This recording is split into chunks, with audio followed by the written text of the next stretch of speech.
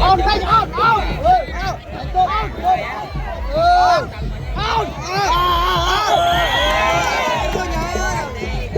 là mấy trâu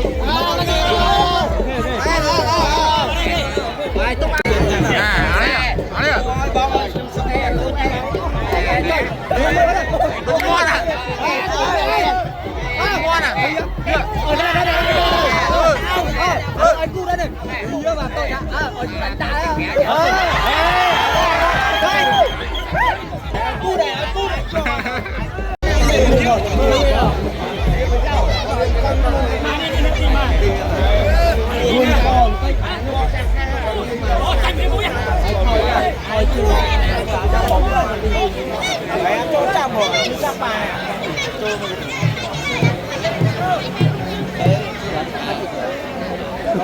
rốt bậu đó nè, pre chơi rốt bậu à? đấy chuyện nào cũng quá nhảy như anh trông nào nữa, quá là ta nó từ mua cái chuyện mua cái học bộ này,